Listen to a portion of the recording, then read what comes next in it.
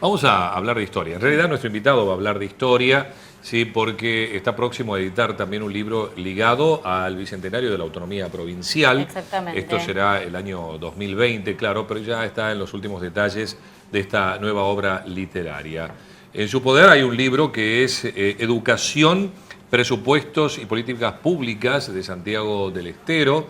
Héctor Peralta Puy nos acompaña para hablarnos acerca de la historia misma de nuestra Exactamente. provincia, A ¿no? quien le vamos a dar la bienvenida en esta mañana de día jueves en el Pulso Urbano.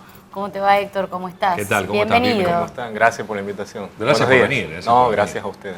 Bueno, Héctor, bueno, hablarnos un poquito sobre, primero lo que estás preparando, que es para el Bicentenario de la Autonomía Provincial, ¿no? Bueno, es importante que tengamos en cuenta que yo creo que para nosotros los santiagueños hay dos fechas muy emblemáticas o dos hechos históricos que creo que nos marcan, ¿no? Como la esencia, la identidad santiagueña en sí, que es el primero, la fundación de nuestra ciudad, que muchos años ha tenido bastante problemática historiográfica, conflictos, posturas, Sí.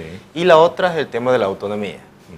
Y el año que viene vamos a cumplir 200 años de la declaración de la autonomía, y para mí ha sido importante tratar de remarcarla historiográficamente a través de una obra realizada con muchas documentaciones, muchas de ellas que no han sido utilizadas en libros anteriores, y para eso, bueno, he recorrido muchos repositorios, muchos archivos en el país, rastreando, digamos, los documentos ligados a Santiago.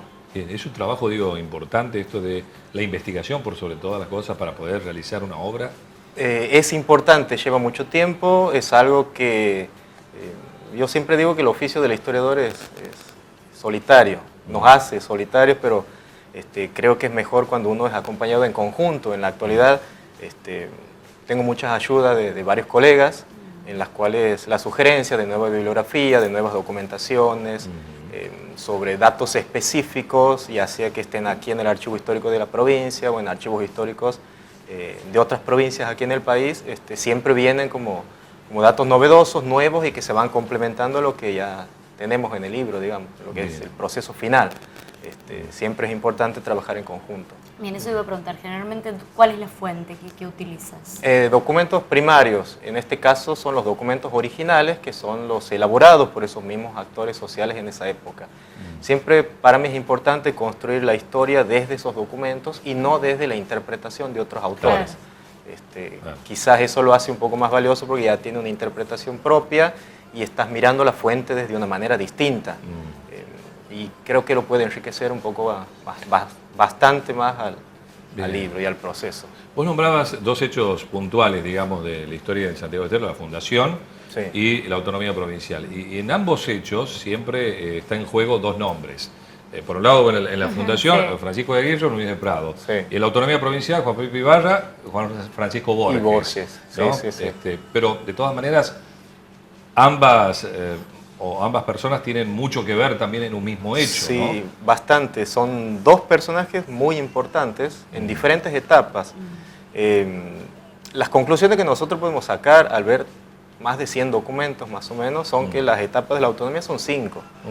Empiezan o se inician en 1814 cuando comenzamos a depender de Tucumán. Ya comienza ahí una especie de fervor localista dentro de algunos cabildantes en protesta de por qué nos designan dentro de una provincia dependiendo de la capital establecida en San Miguel. Claro. Ahí comienzan a dividirse las facciones. Es importante aquí en Santiago distinguir que no solamente han sido Ibarra y Borges, son muy importantes, ¿no?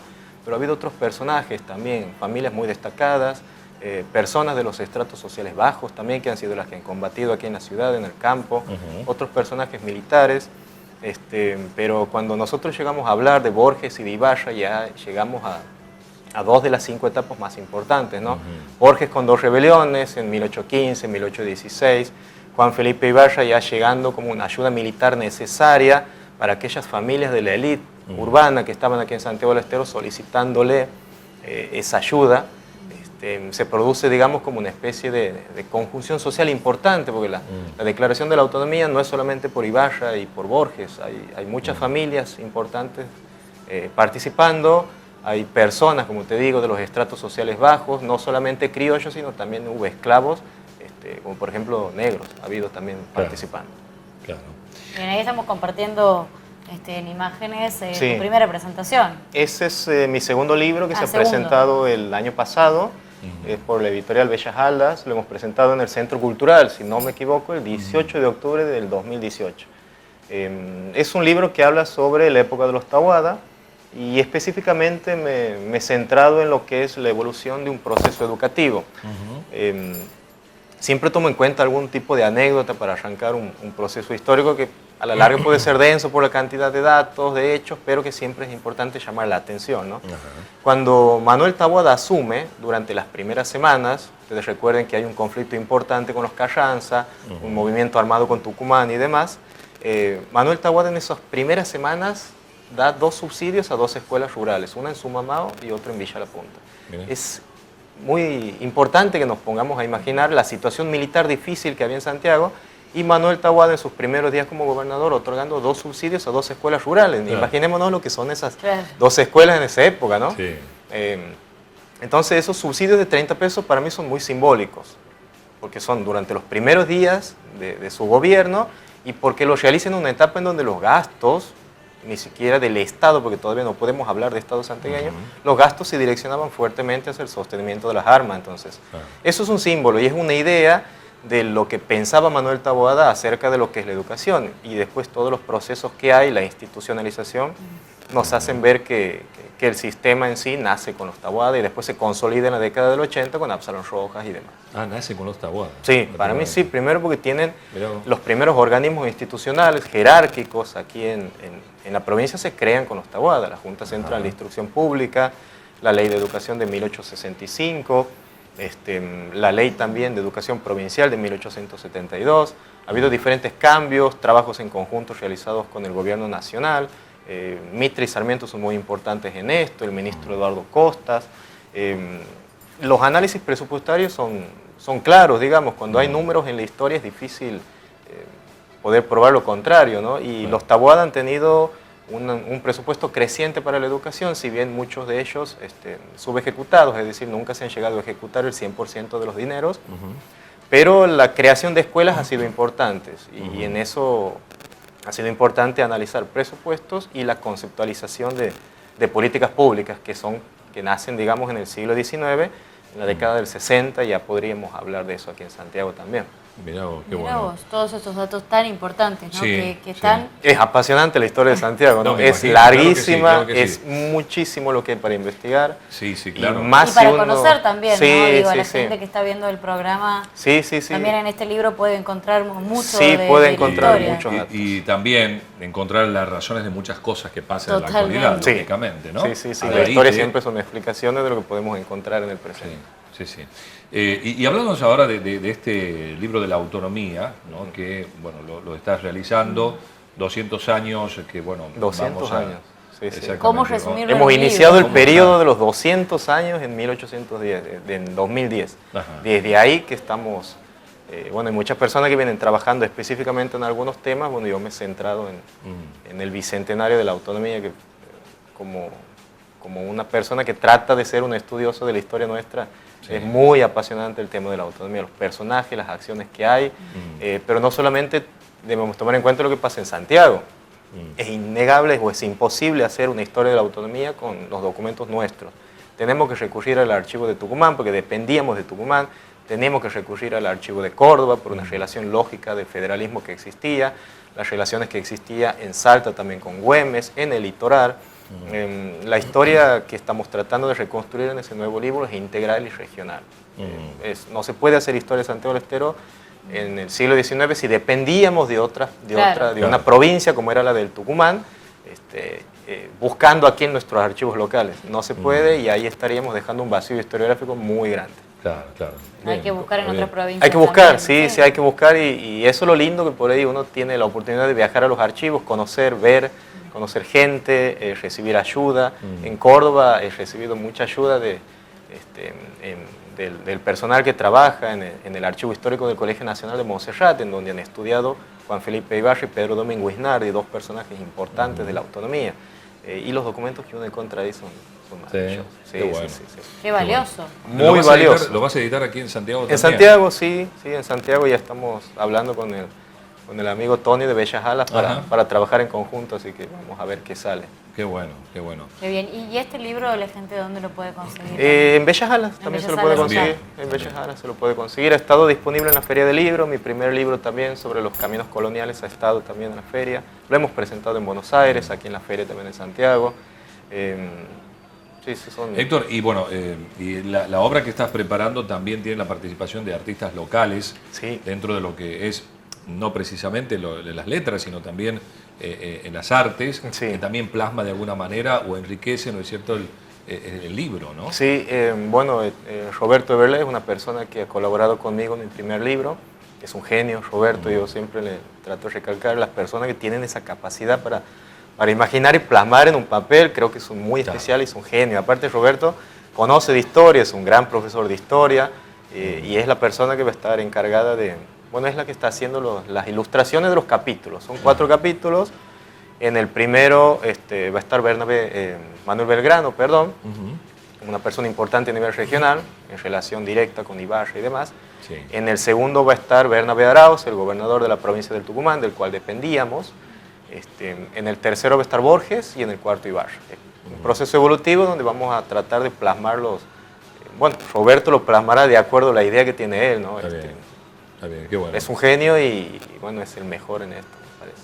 Bien, la idea es terminarlo hasta el año que viene, digamos. Sí, en realidad lo tendría que haber enviado a unos colegas para los prólogos la semana anterior, pero uno sigue leyendo, sigue buscando, sigue viendo y cada vez que uno lo lee, aquí falta algo, cambia una oración, falta esta palabra, busca un sinónimo para esto, falta un dato histórico, un año está de más.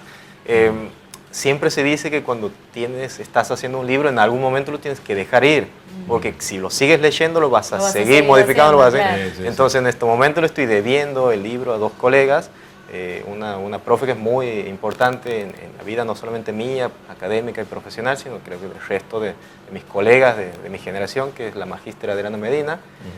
Ella va a hacer un prólogo por Santiago. El prólogo por Tucumán lo va a hacer el doctor Facundo Nani, miembro del CONICET, y una advertencia la va a hacer también un profesor y gran investigador de los archivos, que es Martín Carmón. Así que es un trabajo en conjunto. Bueno, veremos los resultados.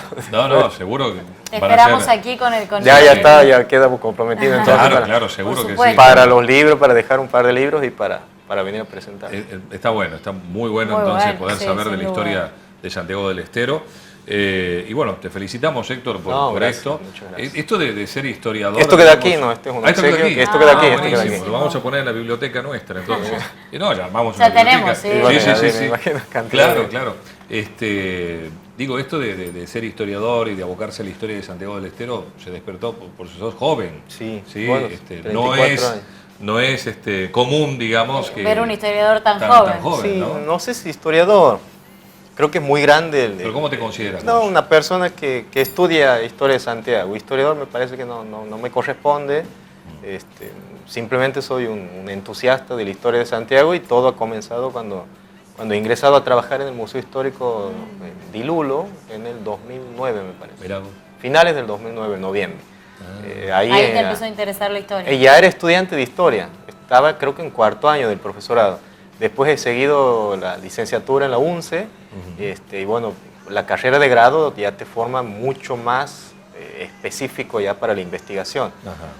Pero igualmente ya cuando éramos profe ya tratábamos de ver que había los archivos, de tratar de buscar libros raros y esas cosas. Y tenías a mano, estaba en el museo. Estaba ahí por el gusto. Tenía que gustar. Si no me tenía que dedicar a la historia y ha sido algo muy importante en mi vida.